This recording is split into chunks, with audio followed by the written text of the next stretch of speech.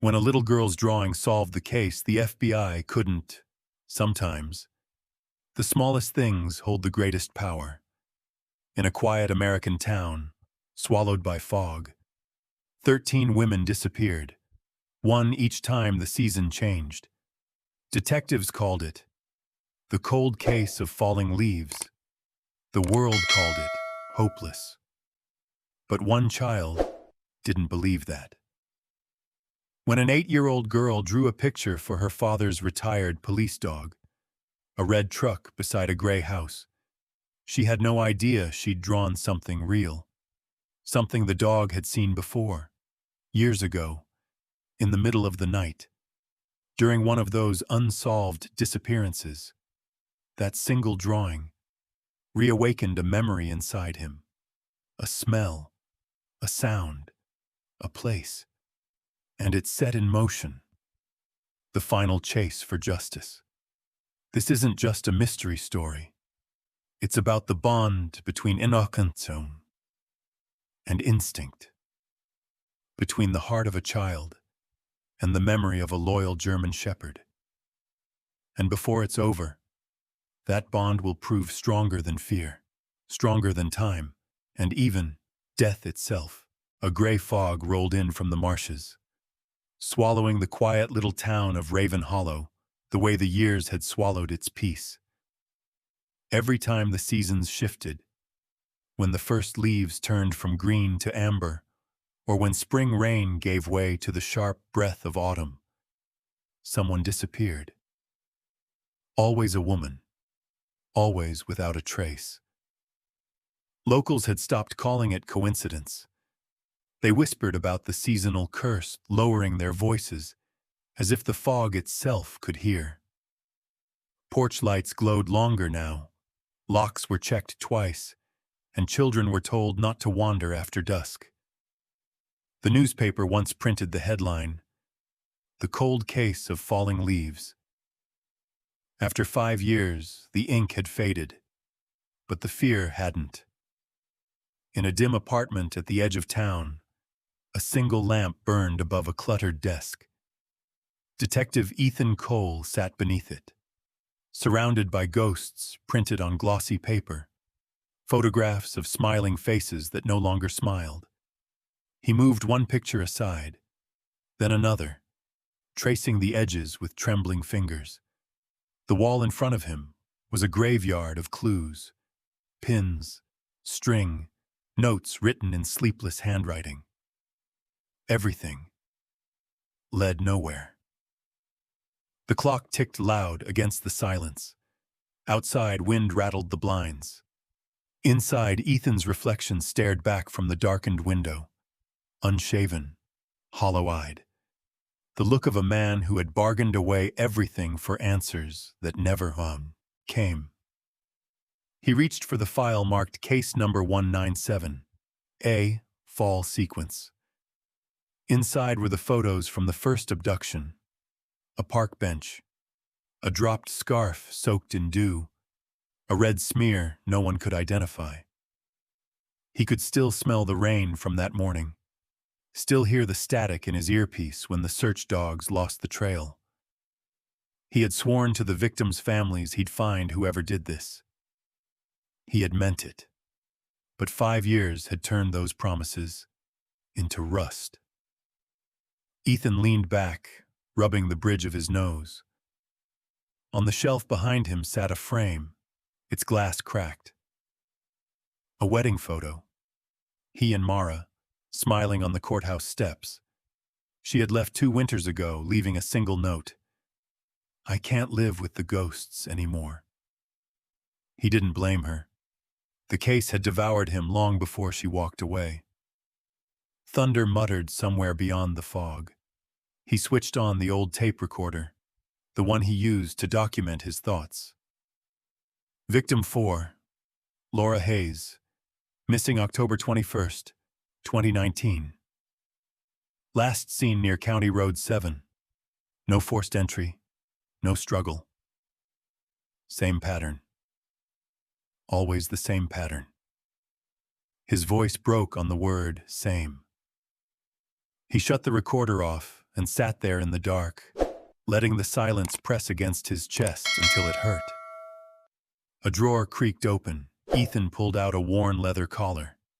The tag read Max, K9 unit. His throat tightened. Max. The only partner who'd never judged him. Time, 400 pounds. The German Shepherd had been there for every search, every failure, every false lead. When Max aged out of service, Ethan had promised to visit him often. But lately, even that promise had gathered dust. He turned the collar over in his palm, the metal tag cold as regret. "You were the best nose we ever had, buddy," he murmured. "You deserved a better handler than me." The fog outside thickened, pressing against the windows like a living thing. A siren wailed somewhere in the distance, then faded. Ethan felt it again. That creeping dread that came whenever the season shifted, as though the town itself were holding its breath. He stood, pacing. Maps littered the wall, red dots marking abduction sites. He'd drawn circles connecting them countless times, hoping a pattern would appear. Tonight, in the flicker of the lamp, the circles looked like targets painted over his failures. "There has to be something I missed," he whispered. He pulled another box from the floor. Weathered evidence bags, old field notes, photographs curled at the edges. One picture showed Max, young and alert, nose to the ground during the second case. Ethan's own reflection stared back at him from that photo. Determined, proud, still believing the system worked. He almost didn't recognize the man. Hours bled away. The clock hit midnight. His phone buzzed with another overdue bill notification. He ignored it. The world outside this room had grown small, meaningless. Only the case remained. Finally, exhaustion pressed him into the chair again. He opened the window, letting the night air creep in. Somewhere a dog barked, a low, distant sound that made him pause. For a heartbeat, he imagined it was Max calling from the past, urging him not to give up. Ethan poured himself coffee gone bitter with age. The steam curled into the cold air, mingling with the fog seeping through the half-open blinds. He whispered to the empty room, "You took everything from me, but you're still out there, aren't you?" No one answered. Just the wind sliding through the alley, carrying with it the faint scent of rain and fallen leaves. He stared again at the photo of Laura Hayes. The woman's eyes seemed to follow him, calm and accusing all at once. He pinned it higher on the board, above the others, and stepped back. 13 faces now. 13 women. 13 seasons. He lit a cigarette he didn't want. Smoke drifted up, tracing ghosts across the air. For a moment he closed his eyes and listened. To the ticking clock. To his own shallow breathing. To the empty ache that filled the space where purpose used to live. In the silence, the smallest sound echoed, the creak of the floorboard near the door, the way it had creaked the night he first failed to bring someone home. He whispered again, almost to himself, "I'll find you before the next season turns." The fog outside thickened into a pale wall, swallowing the Sommel streetlights one by one. Raven Hollow held its breath, waiting for another name to vanish into its mist.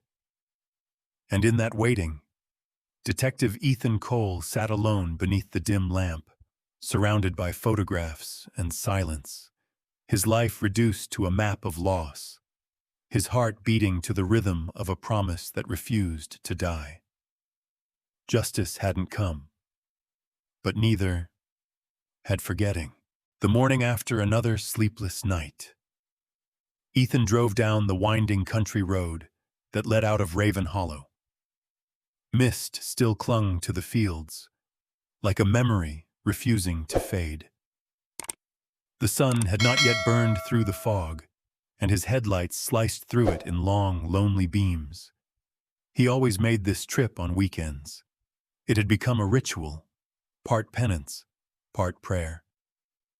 At the end of the dirt road stood a small farmhouse, paint peeling from its wooden walls, and a fenced yard where a once mighty dog now moved with quiet dignity. Max. The German shepherd lifted his head as the car pulled in, ears twitching before his body followed, stiff and slow. He didn't bark. He never did anymore. He simply waited, calm, patient, eyes clouded with the gray film of age. Ethan stepped out, coat collar pulled up against the chill. "Hey, partner," he called softly. At the sound of his voice, Max's tail gave a faint wag, uncertain, but full of recognition. The detective knelt down, running a hand through the coarse fur streaked with silver. The old dog pressed his head against Ethan's palm, breathing in his scent, as if cataloging every trace of the man he once served beside. For a moment, everything was still, man and dog, bound by years of shared silence. Inside the small barn-turned-shelter, the air smelled of hay and rain. Ethan poured fresh water into Max's bowl and set out his favorite treat, though the dog barely touched it. His muzzle trembled as he lay down, breathing heavy, one paw curled, awkwardly from an old injury, the one he got during the last search. Ethan sat beside him on the wooden floorboards. Between them lay a thick folder, edges frayed. The case. He opened it slowly. Photos spilled out like ghosts released from a coffin. The missing women. The crime maps. A tattered notebook filled with coordinates and sketches. Ethan spread them across the floor, arranging them in a pattern he'd done 1,000 times. Max watched him with those tired brown eyes, ears flicking occasionally, as if he sensed something in the air. Ethan picked up one photo. A young woman in a yellow jacket, smiling by the lake. He placed it in front of Max. "Do you remember her, buddy? You found her glove near the creek." Max sniffed the photo, nose twitching. Then his gaze drifted, unfocused. The smell of paper and old ink told him nothing. The memory was too far gone. Ethan swallowed hard. "You were right there, Max. You almost had him. I should have listened when you wanted to go farther into the woods." The dog shifted, resting his chin on Ethan's knee. The weight was comforting, and heavy all at once. Outside, the wind pushed through the tall grass, whispering against the barn's thin walls. Dust danced in the beams of light that slipped through the cracks. Ethan stared at the evidence laid before him, then reached for another bag. An old scarf, faded and brittle from years in storage. He held it out. "This was from the first one. Remember the scent? You barked for hours that night." Max's nostrils flared. "Time 300 malms." He leaned forward, sniffed, then whimpered softly. His tail moved once, then fell still. His body trembled faintly, caught between memory and confusion. Ethan's voice broke into a whisper. "You do remember something, don't you?" But there was no answer. Only the sound of Max's labored breathing and the rain starting to patter outside. Ethan rubbed his face, fighting the sting behind his eyes. 5 years, Max. 5 damn years, and I can't let it go. Everyone else moved on. The department, the town, Mara. He looked down at the dog. But you never left. You stayed with me when everyone else turned away. Max blinked slowly, eyes heavy with understanding that words could never reach. He nudged Ethan's hand once, a small gesture, as if to say, "I'm still here." The detective exhaled a shaky breath. You know, they called you a hero once. Remember that? You saved 3 people in your career. You were the best there was. He looked around at the cracked walls, the sagging roof. Now, they've all forgotten. He reached out and rested his forehead against Max's. But I haven't. The air grew still again. Outside, the fog began to thin, revealing the bare silhouettes of trees reaching toward the gray sky. Ethan sat there for a long time, staring at the scattered pieces of his past. In that moment, Max lifted his head slightly and let out a low, almost questioning sound, half bark, half sigh. He turned toward one of the photos, the same yellow jacket woman, and sniffed again, lingering. Ethan's heart skipped. What is it? Max pawed at the photo weakly, then at another next to it, the second victim. The gesture was small, uncertain. Maybe coincidence, maybe instinct. But to Ethan, it was enough to ignite a flicker of something long buried. Hope. He leaned forward, desperate. Show me, Max. What are you trying to tell me? The old dog stopped, confusion clouding his eyes once more. He gave a faint whine, then lay his head down, exhausted. And that tiny spark, that fragile moment of hope, dimmed just as quickly as it came. Ethan stayed there beside him, shoulders slumping, the weight of 5 lost years pressed down until it hurt to breathe.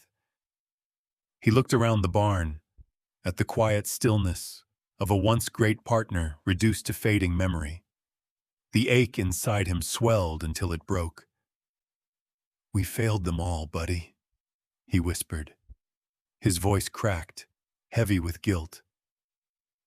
All those women, all those families.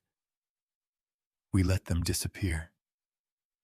Max stirred weakly, pressing his paw against Ethan's hand, not in understanding, but in comfort. Tears blurred the detective's vision. He gripped that paw gently, his own hand trembling. I don't care what they say. I know you still remember something, and I swear I'll find it before the seasons turn again. Rate slow. The old dog's breathing slowed, soft and steady. The fog outside began to lift, a faint light cutting through the morning gloom. Ethan watched it in silence, knowing it was the same light he used to chase, the one that meant new beginnings, or maybe second chances. He gathered the photos, tucking them carefully back into the folder. Before leaving, he took one last look at Max. The gray fur, the quiet dignity, the life that once carried the scent of heroes. At the door, he turned and said softly, Rest easy for now, partner. I'll come back next week. We're not done yet. The dog lifted his head once, tail brushing the floor in a faint rhythm. As Ethan stepped into the daylight, the barn door creaked behind him. The world outside was still cloaked in mist, but for the first time in years, he thought he saw the faintest trace of gold breaking through the fog, like the promise of something remembered. Morning light filtered through the half-closed blinds, cutting thin silver lines across the dust that hung in the air. The smell of cold coffee lingered, mingling with the faint scent of rain from the night before.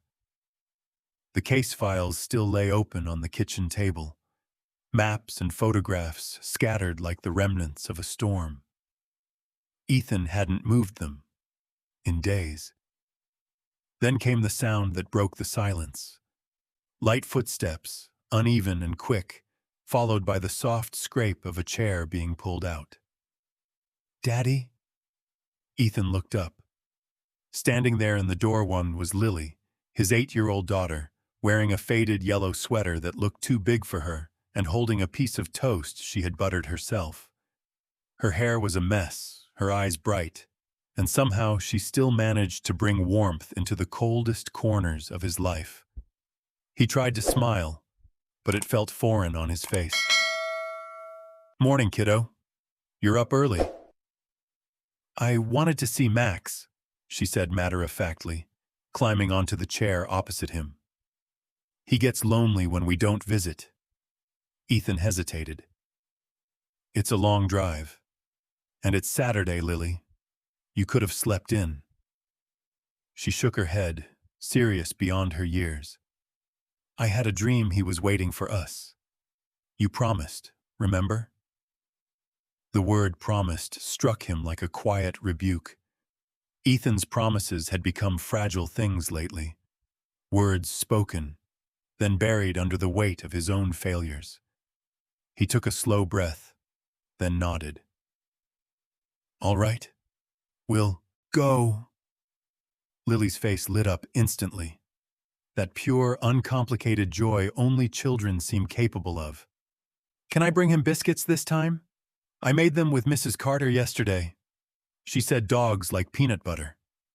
Ethan's lips twitched in the faintest smile. "Yeah, he'll love that." She hopped down, already gathering her things. A small tin of biscuits wrapped in foil, and her worn sketchbook covered in doodles of dogs, stars, and oddly precise drawings of her father's badge. Watching her bustle around the room, Ethan felt a hollow ache settle beneath his ribs. She was growing up inside his shadow, a child learning to measure happiness by the way her father looked at the floor. Mara used to tell him that Lily was the sunshine he refused to open the curtains for. Now, that sunshine was all he had left. The drive out to the farmhouse was quiet, except for the soft hum of the car and the occasional question from the back seat. "Daddy, why do people stop looking for someone after a long time? Don't they still matter?" Ethan's hands tightened on the steering wheel. He chose his words carefully. "Sometimes, people get tired. They start to believe the answers will never come." Lily tilted her head. "Do you believe that?" He met her eyes in the rearview mirror. Eyes so much like her mother's, it hurt. "No," he said finally. "I can't." She seemed satisfied with that, and returned to drawing in her notebook. By the time they reached the old barn, the morning mist had begun to lift. Max was lying near the fence, his ears perking up when he saw them.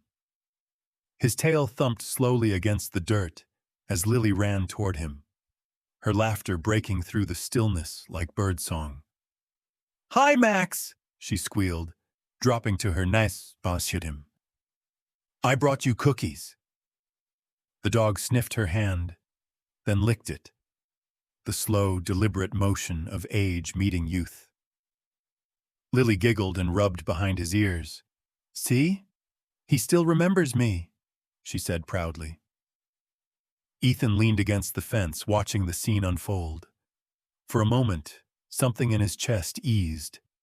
Lily sat cross-legged beside Max, opening her sketchbook. "I made new drawings, Max. Want to see?" She flipped through the pages, showing him rough crayon pictures. A sunny field, a dog chasing butterflies, a little house with a blue roof. "That's supposed to be us," she said. "You, me, and Daddy." Max's gaze followed her hand as if he truly understood, his nose twitching each time she turned a page. The girl's small voice filled the air, narrating her drawings like bedtime stories. Ethan stood quietly, letting the warmth of that moment thaw something long frozen inside him.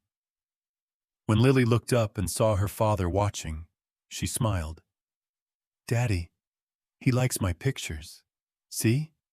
He's wagging his tail." Ethan nodded, his voice low. "He does, sweetheart. He really does." She patted the dog's back and whispered, "I think he understands everything I draw. Maybe dogs can remember better if we show them happy things." Ethan crouched beside them, reaching out to scratch Max's neck. "Maybe you're right," he said softly. For a while, none of them spoke. The wind moved gently through the grass, carrying the faint scent of earth and old hay. The barn creaked, an old song of age and memory. Ethan felt time slow. The world outside this small circle of light and warmth could wait. Then Lily asked, almost in a whisper, "Dad, if Max remembers, will you smile again?" The question hit him like a crack of thunder in the quiet. He looked at her, this little girl with the wide eyes and the steady faith he no longer had. His throat closed around the words he wanted to say. "I want to. I just don't know how." Instead, he managed a tired half-smile and brushed a strand of hair from her face. "Maybe," he said. "Maybe I will." She seemed content with that answer. She turned back to Max and kept drawing, humming softly under her breath. Ethan watched her small hands move across the paper, the way she pressed down the crayon to make the color brighter, the way she smiled at every curve of the line. The pages filled with light, sun, fields, blue skies, the exact opposite of the world Ethan carried in his mind. And somehow, that contrast made him ache even more. When she finished, she tore out one page and placed it carefully beside Max. It was a simple drawing of a dog standing beside a man under a tree. Above them, she had written in her careful, uneven handwriting, "We never stop looking." Ethan felt something burn behind his eyes. He turned away, pretending to adjust his jacket. "Come on, kiddo," he said after a moment. "We should head back before it gets dark." Lily nodded, but not before giving Max one last biscuit. "We'll come back soon," she promised. Then she leaned close and whispered something into the dog's ear, a secret between them, before running toward the car. Ethan waited by the gate, watching her small figure move through the sunlight. Max lifted his head, eyes following her until she disappeared behind the fence. Ethan bent down, resting a hand on the dog's shoulder. "She's got your heart, you know," he murmured. "Too loyal for her own good." Max's ear twitched, and for just an instant, Ethan thought he saw a spark, faint but familiar, in the dog's tired eyes. He stood there for a long moment before following Lily's voice calling from the car. As he turned to leave, the wind stirred again, flipping the loose page of Lily's drawing until it pressed against Max's paw. The old dog stared down at it, at the lines and colors that made no sense but somehow felt right. His tail brushed the dirt once slowly, like a heartbeat remembering its rhythm. And as Ethan drove away with Lily singing softly in the back seat, the light over Raven Hollow began to change. The first sign that the season was turning again. The afternoon sunlight spilled softly through the curtains, painting golden stripes across the wooden floor. The air was warm, filled with the quiet hum of summer cicadas. In that small moment of stillness, Lily Cole sat cross-legged by the window, her sketchbook spread open, crayons scattered like fallen petals around her. Her little hand moved carefully, the tip of a red crayon tracing the outline of a pickup truck. Bright, vivid, almost alive. Next to it, she drew a small gray house with a crooked chimney and a mailbox painted blue. To her, it was nothing more than a picture, a piece of her imagination, born out of the stillness of the afternoon. To the world, it would soon become something else entirely, the key that would unlock a buried memory. Behind her, the old German shepherd Max lay near the door, half asleep, his breathing slow and uneven. The years had dulled his once keen eyes, yet he always watched over Lily with quiet patience. She hummed softly while she drew, occasionally glancing over her shoulder to see if Max was looking. "See this, Max?" she said cheerfully.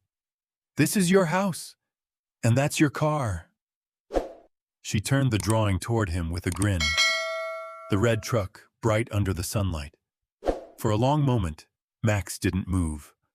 Then, something in him shifted. His eyes, those fading, clouded eyes, blinked once, twice. His ears twitched. His breathing quickened, almost imperceptibly.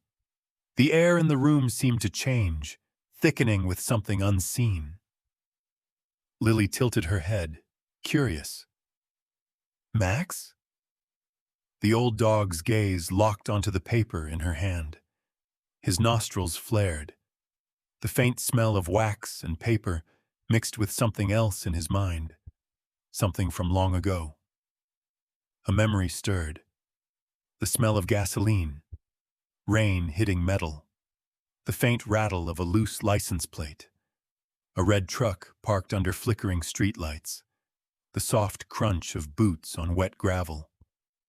A woman's voice, distant, pleading. Then, silence. The sound of a glove hitting the ground. The images flickered inside Max's mind like broken film reels, fragmented but sharp. His body stiffened. His tail twitched once, then stilled. His head tilted, nose quivering in the air, as if chasing a scent that no longer existed. "Max?" Lily asked again, her voice soft now, uncertain. The dog rose slowly to his feet. His joints cracked with age, but his movements were deliberate. He stepped closer, nose brushing against the paper. His breath came shallow, quick. A low rumble built in his chest, the kind that came not from anger, but from recognition. The red truck, the gray house, the blue mailbox. It wasn't imagination. He had been, there. He let out a short, sharp bark, one so sudden that Lily flinched. It was the first time she'd ever heard him bark like that. The sound echoed off the walls, filled with something wild and urgent. In the kitchen, Ethan looked up from his notes, startled. The sound was impossible. Max hadn't barked in months, not since his strength began to fade. "Lily?" he called, already moving toward the sound. But before he reached the doorway, Max barked again, louder this time, a deep, throaty sound that vibrated through the floorboards. The old shepherd paced in tight circles, whining, tail rigid, eyes fixed on the drawing. Lily held the paper close to her chest, her small voice trembling. "Daddy, he's acting weird." Ethan froze at the sight. Max, the same dog who could barely climb stairs, now moved with restless energy. His body trembled with memory, with something primal that had broken free. "Max!" Ethan knelt down, reaching for his collar. "Hey, easy, boy." But the dog wasn't listening. His eyes were alive now, bright, fierce, burning with recognition. He pawed at the floor, turning toward the door as if something beyond it called his name. "What's wrong with him?" Lily asked, clutching the drawing tighter. Ethan glanced down at the paper. The red truck, the gray house, the blue mailbox. His breath caught in his throat. "Lily," he said carefully, "where did you see this? Did you copy it from somewhere?" She shook her head. "No, I just drew it. It came to me." The detective's mind raced. That same truck, that same house. It was too familiar. He had seen it before, in the old crime scene photos. His pulse quickened. Max barked again, pressing his nose against the door, whining to be let out. His claws scraped the floorboards, desperate. "Hold on, boy," Ethan muttered, grabbing his coat. He opened the door, and Max bolted into the yard like a shot, his limp forgotten, muscles straining as he ran. Dad! Lily cried, chasing after them, barefoot across the grass. Stay back!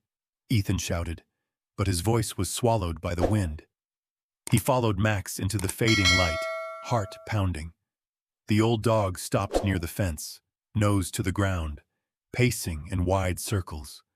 He was searching, hunting. Something awakened deep inside him, a scent buried in the past that the years had failed to erase. Ethan watched, breathless. What is it, boy? What are you remembering? Max froze, staring toward the distant tree line. The world went silent. Even the birds seemed to hold their breath. Then came a sound, not from the woods, but from within Max himself.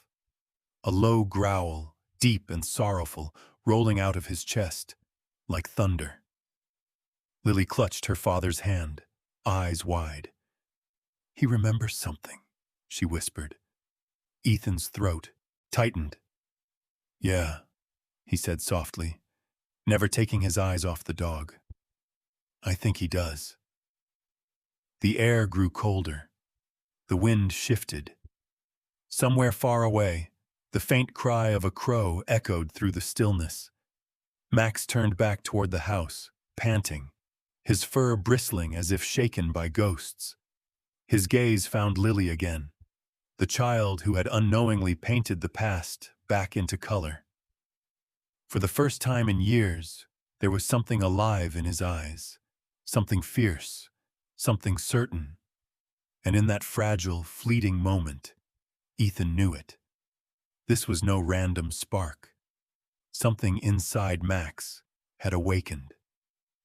He crouched beside the dog, hand trembling as he touched the fur along his neck. What did she make you remember, boy? He whispered. Max didn't answer, but his gaze stayed fixed on the horizon, as if waiting for permission to chase the memory wherever it led. The wind carried the faint scent of rain, and in the golden quiet of that dying afternoon, the retired hero stood tall once more, heart pounding, eyes sharp, every nerve alive. Something long lost was stirring back to life. The next morning, the fog lifted late, pale and heavy, clinging to the road like it didn't want to let go. Ethan gripped the steering wheel as the car wound along the narrow, cracked asphalt leading out of Raven Hollow. The silence inside the car was deep, broken only by the steady rhythm of the windshield wipers brushing away mist. In the back seat, Lily sat quietly, her sketchbook hugged to her chest. Beside her, Max rested his muzzle on the window frame, eyes alert, nostrils twitching every few seconds. He was different now. Not the lethargic, fading old dog Ethan had visited for years. Something had rekindled inside him since yesterday. His movements were sharper, his breathing quicker, his focus locked on something invisible ahead. Ethan glanced at him through the rearview mirror. You really think he remembers? Lily didn't look up. He knows where we need to go, she whispered. Ethan didn't answer. Part of him wanted to believe it, that a child's drawing could stir something buried so deep it defied logic. But another part of him, the trained investigator, whispered that it was just coincidence, just hope, playing tricks on the desperate. Still, he followed. The road thinned into gravel, then into dirt. Trees grew denser, forming dark tunnels of shade. He remembered this stretch vividly. The endless search lines, the flashlights cutting through rain, the sound of barking in the distance. He had walked these same paths 5 years ago, chasing ghosts that refused to be caught. Dad? Lily's voice broke the silence. Why didn't you find anything here before? He tightened his grip on the wheel. Because sometimes the truth hides right in front of you, and when you've looked too long, you stop seeing it. The car jolted as they hit a rut. Max lifted his head, whining softly. Then, suddenly, he barked. A single sharp sound that made Ethan's heart jump. The dog's nose pressed against the glass, tail twitching, eyes locked on the dense tree line to their right. Ethan pulled over. The engine ticked as it cooled. For a moment, no one spoke. Then Max moved, slow but certain, like something was calling him from beyond the fog. He pushed his nose to the door, eager. "All right, boy," Ethan murmured, stepping out into the chill air. "Show me." Lily followed, clutching his hand as her boots sank into the wet leaves. The woods were quiet, save for the soft drip of melting dew. Ethan's breath puffed white in the cold. Max was already ahead, moving through the brush with surprising energy. He sniffed the ground, weaving between trees, barking occasionally. Short, purposeful bursts, not random noise. Ethan's pulse quickened. He's tracking something. Lily's small fingers tightened around his. He remembers. They followed the dog deeper into the forest until the trees parted, revealing an old, abandoned house crouched at the edge of a clearing. Its roof sagged under years of neglect. The windows boarded shut, ivy crawling up its sides like veins. Ethan froze. His heart hammered. The gray paint, the slanted porch, the blue mailbox at the end of the path. It was the house, from Lily's drawing. For a moment, he couldn't move. He just stared, disbelieving. "No, it can't be." Lily tugged his sleeve. "It's the same one, Daddy." Ethan nodded slowly, eyes narrowing. He knew this place. The address was burned into his memory, 145 County Line Road. It belonged to Harold Briggs, one of their earliest suspects, a quiet mechanic who lived alone, questioned twice and released for lack of evidence. They had searched this property once, thoroughly, or so they thought. Max padded toward the porch, sniffing the air, tail rigid. He stopped near the base of an old oak tree, nose pressed to the dirt. He began to whine, pawing at the soil. Ethan felt the ground tilt beneath him. He recognized that tree. He remembered standing near it, rain soaking his jacket as Max barked there 5 years ago. Back then, the dog had refused to move, digging frantically until Ethan called him off. The soil had seemed clean, undisturbed. But now, watching Max's trembling body and insistent scratching, Ethan's stomach twisted with dread. "Dad?" Lily whispered, afraid. He knelt beside the dog, brushing away the leaves with shaking hands. The ground was damp, soft.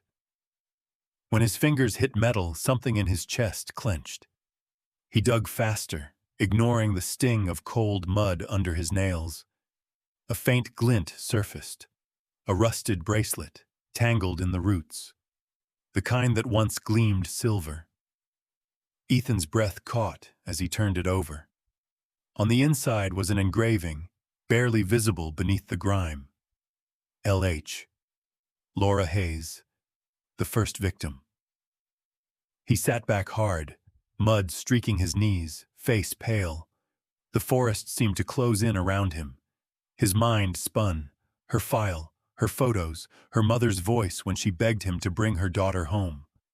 "It's hers," he whispered. "It's Laura's." Lily knelt beside him, her small hand brushing the edge of the bracelet. "You found her," she said softly. "Max found her." Ethan looked at Max, who was sitting now, watching quietly. His fur was caked with dirt, his chest heaving, but in his eyes burned something steady. Recognition. Resolve. The detective swallowed hard, emotions swelling in his throat. "You remembered, didn't you, boy?" Max wagged his tail once, then let out a low, almost mournful bark, the sound of memory-given voice. Ethan stared at the bracelet again, unable to speak. The wind rose through the trees, whispering like distant voices. The air felt heavier now, charged with something unseen. Time 500. The past wasn't dead. It was here, just beneath the surface, waiting for someone to listen. He turned to his daughter, voice trembling. "This changes everything, Lily. We didn't miss it. We were stopped from finding it." Her eyes widened. "By who?" He shook his head slowly. "I don't know. But whoever it was, they're still out there." For a long moment, the three of them, man, child, and dog, stood beneath the oak tree, the forest stretching silent around them. Ethan slipped the bracelet into an evidence bag from his coat, sealing it with careful hands. Then he looked at Max again. "You did good, partner. You just gave those women their voices back." Max leaned into him, pressing his head against Ethan's shoulder. The warmth of that touch felt like forgiveness and a warning. As they turned to leave, the last light of day filtered through the trees, illuminating the house behind them. The blue mailbox gleamed faintly through the vines. For a moment, Ethan thought he saw movement in one of the dark windows, a shadow shifting. But when he looked again, it was gone. He guided Lily back toward the car, the bracelet clutched tight in his hand. Behind them, Max lingered near the oak tree, staring into the forest as if the past itself might step out to meet him. And somewhere in that distance, unseen but certain, the dead began to speak again. The bracelet lay in the center of Ethan's desk, like a piece of time torn out of the earth. It gleamed faintly beneath the harsh fluorescent lights of the precinct, a relic that should have silenced every doubt, every sneer. Instead, it only stirred whispers. "You're chasing ghosts, Cole." Captain Harris stood by the door, arms crossed, his face a mask of weariness. 5 years. That case was cold before you buried it. You really think digging up an old bracelet changes anything? Ethan didn't look up. It's not just an old bracelet. It belonged to Laura Hayes, the first victim. The captain sighed, rubbing his temple. We combed that site, remember? Twice. If there was evidence there, we would have found it. Ethan lifted his gaze, eyes hollow but burning. Unless someone didn't want us to. The captain hesitated. Just a flicker, a half-second of discomfort, then shook his head. Don't start that again. You're seeing patterns because you can't let go.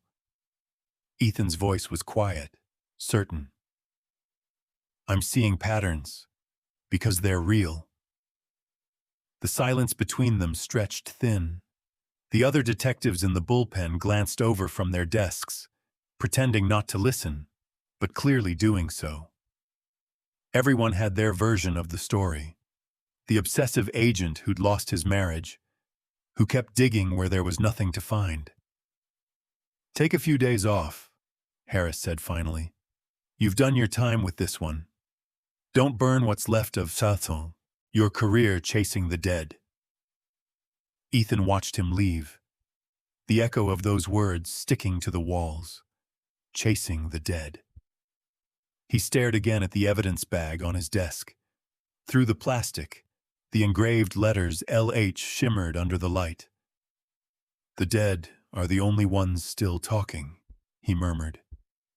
That night, the storm rolled in.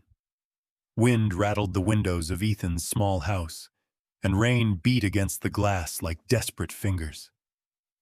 In the living room, Max paced back and forth, nails clicking against the wooden floor. His breathing was erratic, tail stiff, ears flicking toward sounds only he could hear. Ethan sat at the kitchen table, files spread out before him.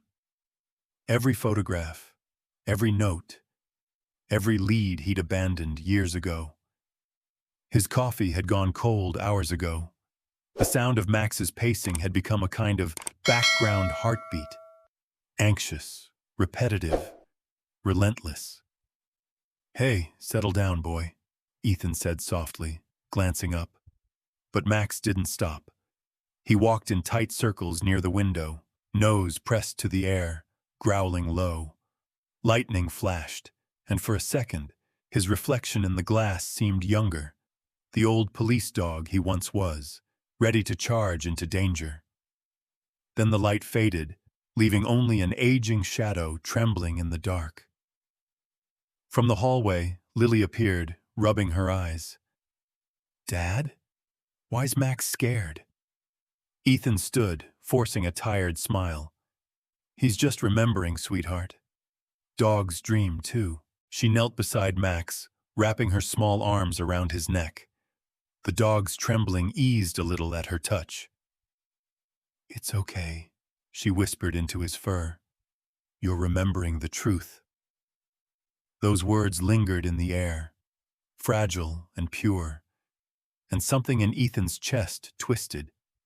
He turned back to his files, unable to shake the sense that Max's restlessness wasn't random.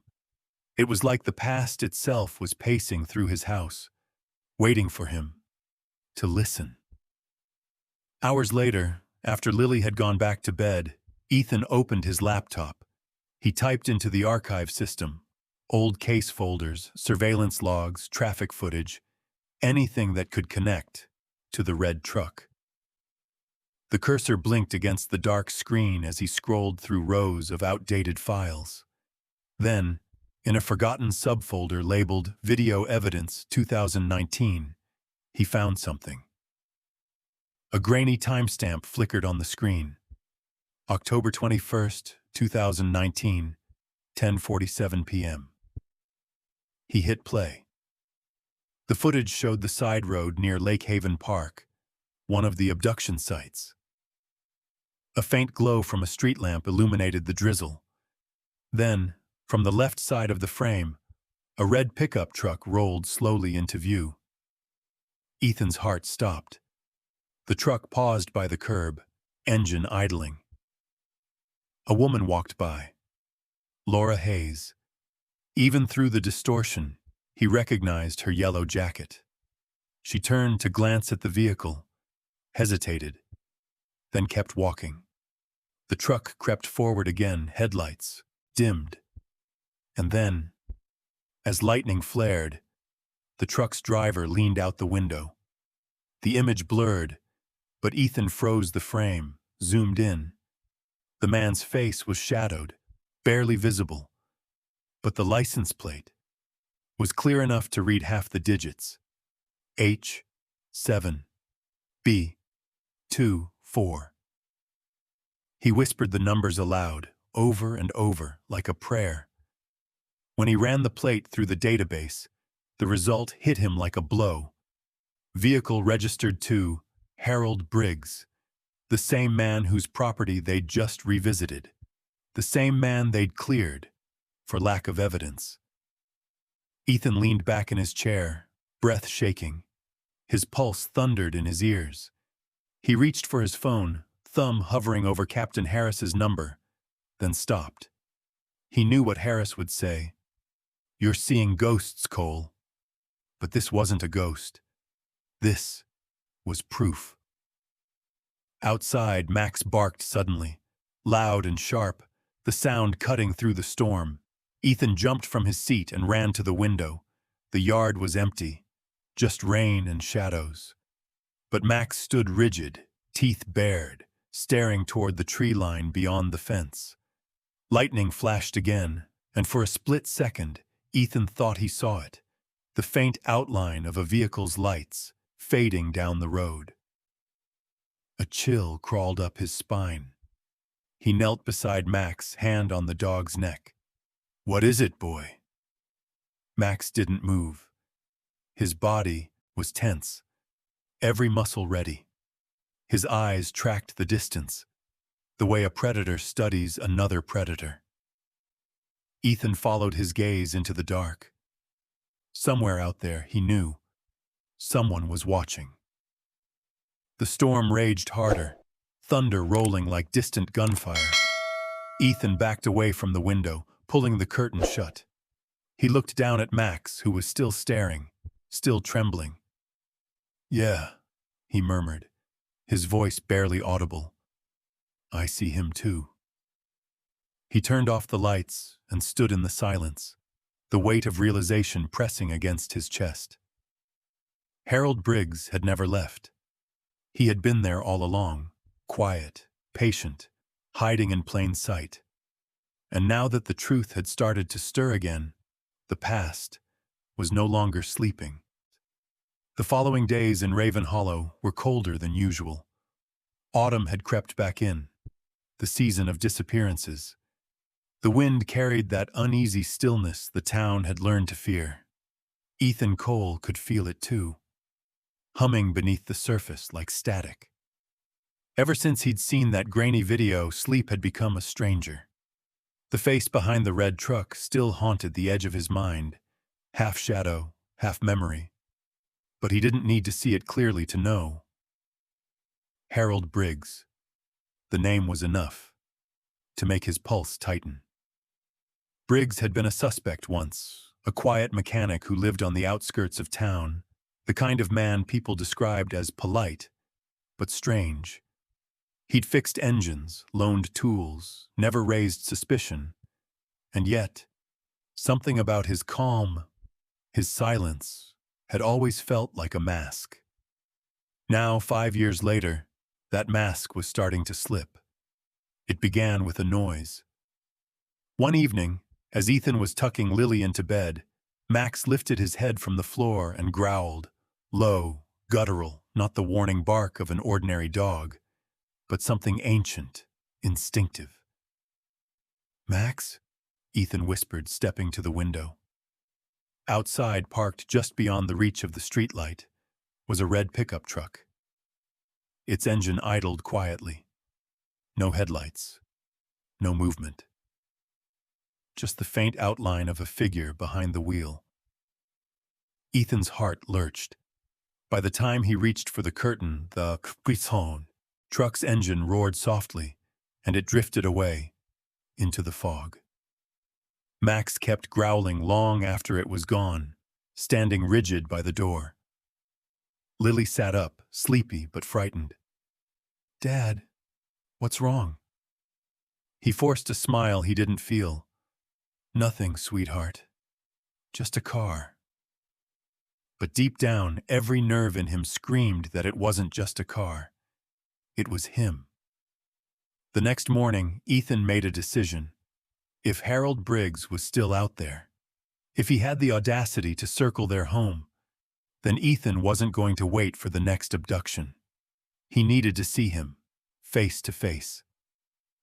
The sound of metal clanging filled the air as Ethan pulled into Briggs Auto Repairs, a small, weather-beaten garage at the edge of town.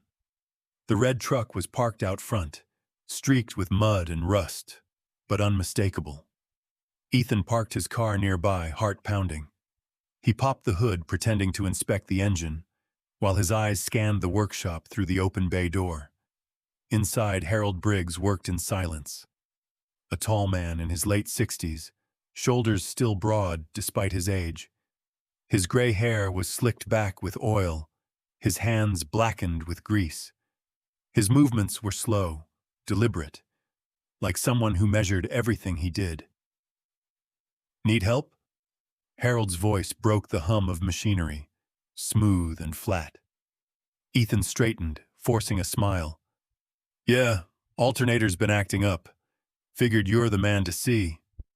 The mechanic wiped his hand on a rag, eyes flicking to Ethan's face. There was a pause, too long to be casual. "Cole," he said finally. "Didn't expect to see you again. Thought the FBI types had bigger fish to fry." Ethan shrugged. "Retired from that. Just a local now." Harold's lips twitched, something between a smile and a sneer. Local, huh? Guess you came full circle. Their eyes locked, a silent standoff framed by the hiss of steam and the smell of oil. The weight of 5 years hung between them like foam. Ethan saw the same calm mask, the same eyes that revealed nothing.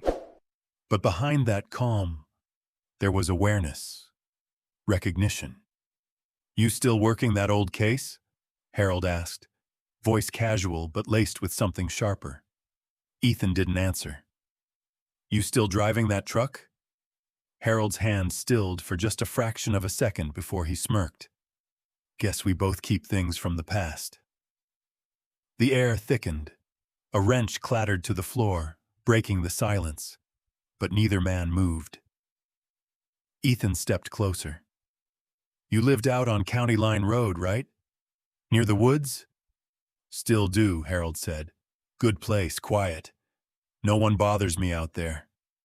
Ethan nodded slowly. "Quiet's good, unless you've got something to hide." The older man's expression didn't change. He wiped the grease from his hands and looked Ethan dead in the eyes. "Careful, detective. You start digging up the past, you might find something you don't like." The way he said, "detective," drawn out, deliberate, made Ethan's stomach turn. He forced a laugh, pretending nonchalance. "Just trying to keep my car running." "Sure you are." Harold stepped closer, close enough that Ethan could smell the oil and cigarette smoke on his jacket. The faintest smile played at the corner of his mouth. "You always did have that look. The one that says you don't know when to stop." Ethan met his gaze steady. "And you always had the look of a man who's hiding something." For a heartbeat, neither of them breathed. Then Harold leaned back, chuckling under his breath, but there was no warmth in it. "Good seeing you again, Cole," he said, turning away. "Watch yourself out there. Accidents happen when the seasons change." The words hit like a blade wrapped in silk. Ethan stood frozen as Harold disappeared into the shadows of the garage. That night, back home, the wind carried the faint growl of thunder. Lily sat at the kitchen table coloring while Max lay at her feet. Every time a car passed, his ears twitched. When the sound of an engine rolled by, slower this time, deliberate, Max rose instantly, teeth bared. Ethan rushed to the window. There it was again. The red pickup truck, gliding past their house, headlights off, slowing at the corner before disappearing into the mist. "Dad." Lily's voice trembled. He stepped forward, pulling her close, eyes fixed on the darkness outside. "It's okay. He won't come near you." But as he said it, he saw Max standing guard at the door, hackles raised, growl vibrating low and steady. And Ethan knew that was a promise he wasn't sure he could keep. Because Harold Briggs wasn't hiding anymore. He was watching, waiting. And as the wind whispered through the turning leaves, Ethan felt it. The same eerie rhythm that had haunted Raven Hollow for years. The season was changing again. The storm came fast, like the town had been holding its breath too long, and finally exhaled.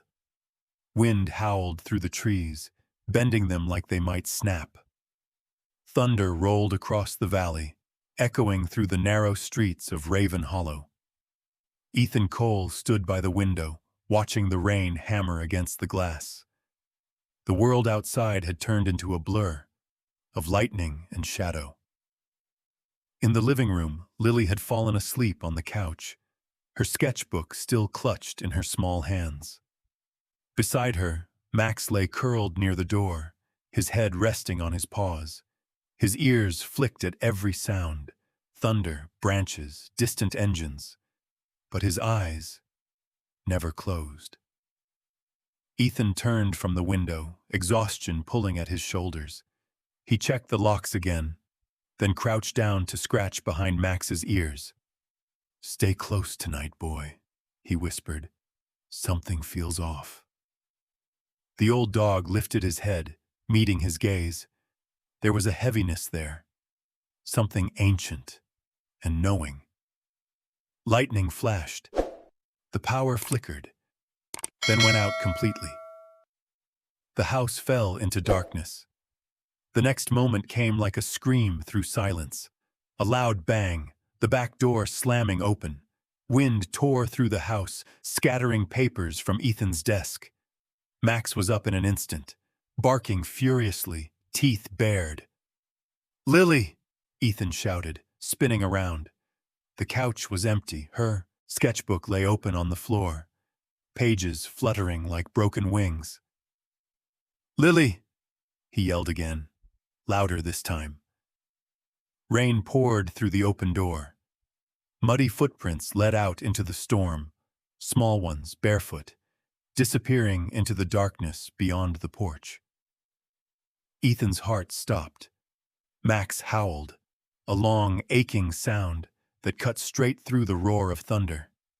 Then he bolted into the night, his limp forgotten, paws pounding against the soaked earth. "Max, wait!"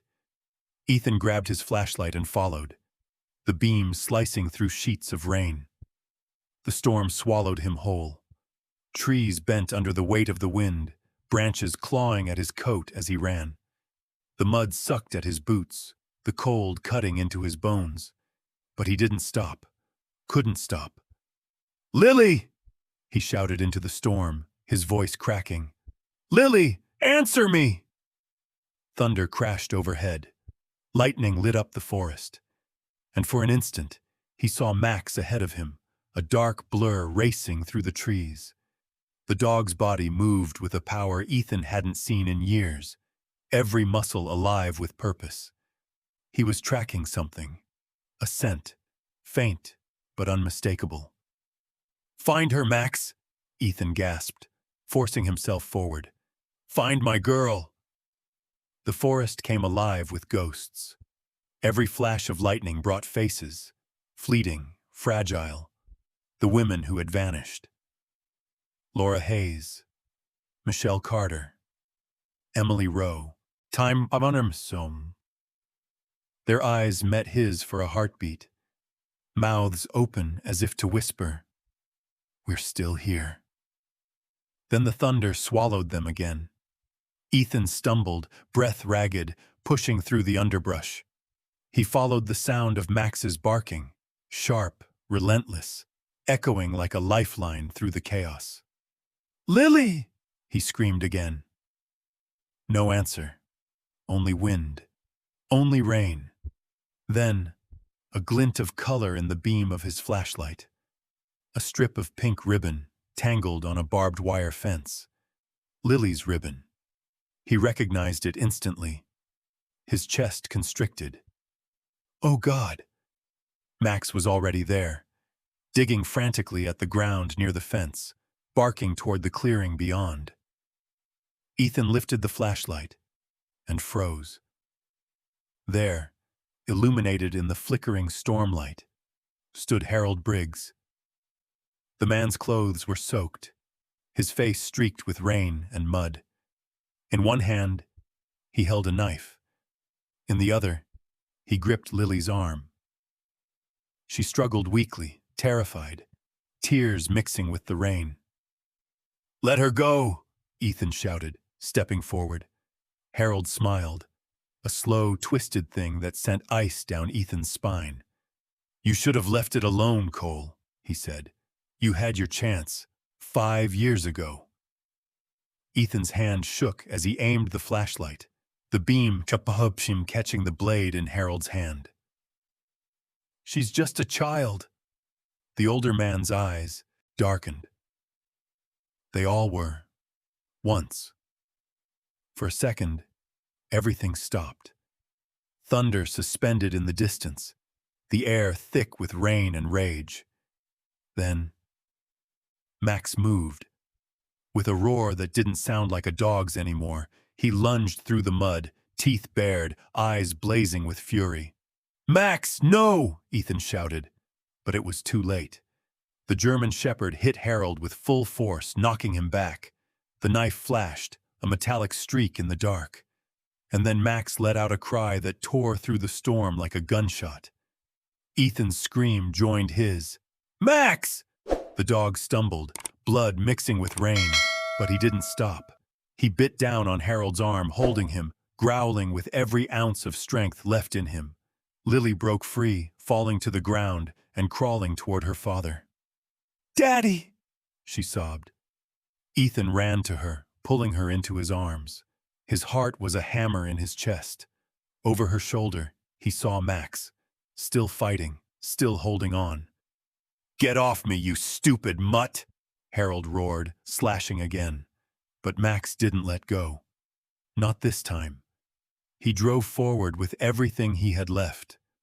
All the pain, the guilt, the years of failure burning away in one final act of defiance.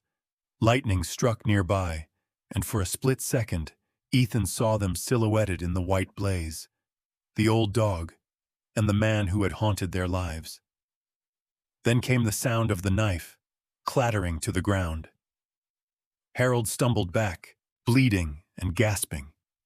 Max collapsed beside him, chest rising and falling in shallow breaths. Ethan rushed forward, kicking the weapon away. He grabbed Harold by the collar, slamming him into the mud. "It's over!" he shouted. Rain poured down harder, thunder shaking the earth. Harold tried to speak, but Ethan didn't listen. His gaze was already on Max. The old shepherd lay motionless now, his fur matted, his eyes half closed. Lily knelt beside him, sobbing, her tiny hands shaking as she stroked his head. "Max," she whispered, "you saved me." Ethan knelt down too, his vision blurred by tears. "Stay with me, buddy, please." Max's tail moved once, faintly.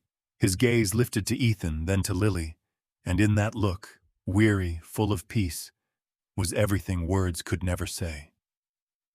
Then the storm softened, the rain turning to a gentle drizzle. Ethan pulled Lily close, holding her as the sirens began to wail in the distance, faint, but growing louder. Max lay between them, a fallen hero under the silver rain. And somewhere in that trembling silence, Ethan realized the season of fear had finally met its reckoning. Rain still poured over Ravenhollow, like a punishment that refused to end. The storm had turned the ground into a grave of mud and roots, the air thick with the metallic scent of blood and lightning. Ethan Cole stood trembling in the downpour, his breath ragged, his knuckles raw. Beside him, the figure of Harold Briggs writhed weakly in the dirt, half-conscious, face twisted in pain and fury. The knife lay several feet away, buried halfway in the mud, and near the fence, Max. The old German shepherd's chest rose and fell shallowly. His fur was soaked and streaked dark with blood. Yet even as thunder cracked overhead, he stirred, dragging himself upright, paws sinking into the muck. His body trembled violently, but his eyes still burned with purpose. "Max, stay down!" Ethan gasped, stumbling toward him. "You did enough, buddy! You saved her!" But Max wasn't listening. His ears twitched toward the sound of movement, the faint scrape of metal behind them. Harold. The man was reaching, his hand groping blindly through the mud for the fallen knife. "Ethan!" Lily screamed. Ethan spun, lunging forward just as Harold's fingers brushed the blade. The two men collided, tumbling into the wet earth. The fight was raw, desperate, years of grief and guilt exploding in one brutal moment. Ethan's fist met Harold's jaw again and again until pain blurred into noise. "Where are they?" Ethan shouted, voice breaking. "Where did you take them? Where did you bury them?" Harold spat mud and blood, sneering through broken teeth. "You think you can stop it? It doesn't stop. It just starts again. Ethan slammed him back into the ground. Tell me where. The older man's laughter came out as a rasp. You already know, Cole. He knows. He nodded past Ethan, toward Max. For a heartbeat, time froze. Ethan turned. The dog had risen to his feet, swaying, his head low, ears pinned against the storm. His nose hovered near the ground, pulling in the scent of the past, like a ghost inhaling memory. He took a step, then another, leaving a trail of blood and rain in his wake. Max, Ethan whispered. The dog didn't look back. He moved toward the edge of the clearing, toward the sagging, abandoned house that loomed like a wound in the darkness. Each flash of lightning carved its outline in silver. The same house from Lily's drawing. The same one, where the nightmare began. Max stopped near the porch. His paw scraped against something buried under a loose floorboard. He barked weakly, once, then began clawing. Ethan's chest clenched. He left Harold lying in the mud and followed, kneeling beside his partner. Together, they dug, hands and paws, man and dog, until the wood gave way with a splintering crack. Beneath it, a hole. A cold draft of air wafted up from the dark. A hidden cellar. Lightning flashed again, illuminating a staircase descending into blackness. Stay here, Ethan said over his shoulder, though he knew Lily wouldn't.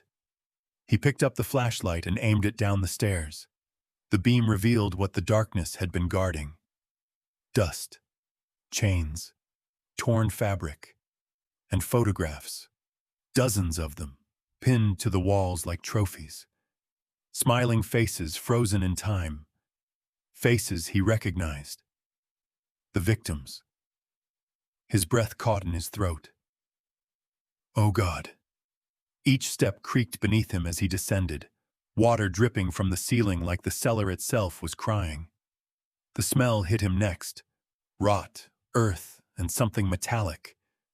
His flashlight landed on a table at the far end. There they were. Jewelry, bracelets, ID cards, hair ribbons. He reached out and picked up one. A locket engraved L.H. Laura Hayes, the first woman who vanished. It was proof. The proof he had chased for 5 endless years. Behind him, footsteps echoed, heavy, uneven. Harold.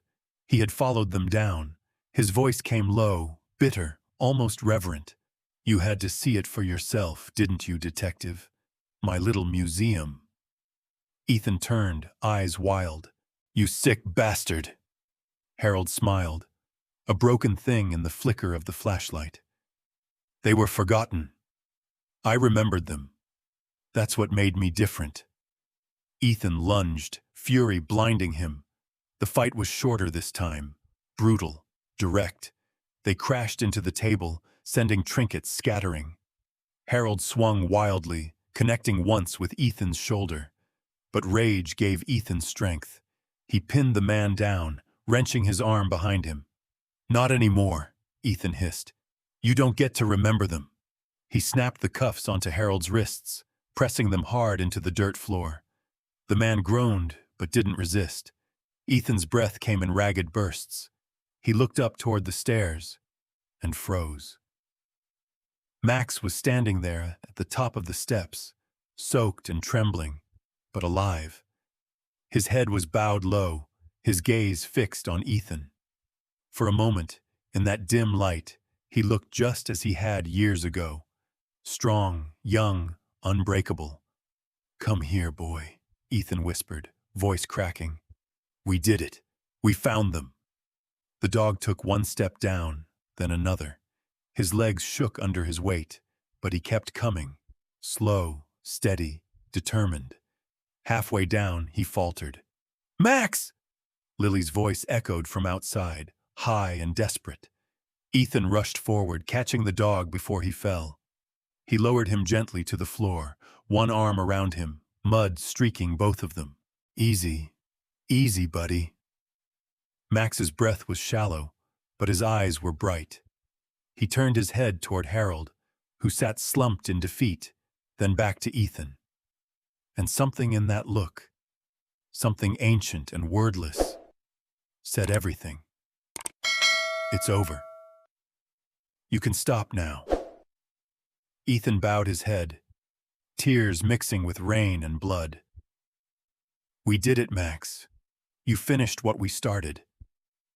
Outside, sirens wailed, faint at first, then growing louder, slicing through the storm. Ethan cradled Max in his arms, whispering through the tremor in his voice. You were right all along. I should have listened. The dog's tail twitched once, the faintest wag, before his body went still again. Not lifeless, just resting, exhausted beyond strength. Dad! Lily's cry carried down the stairs. She appeared at the top, drenched and crying. But when she saw Max in Ethan's arms, she broke into a run. She dropped to her knees beside them, hugging the old dog's neck.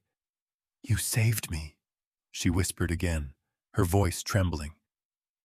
Ethan looked at his daughter, the living proof of everything he had fought for, and then at his partner, whose heart had carried them both through hell and back.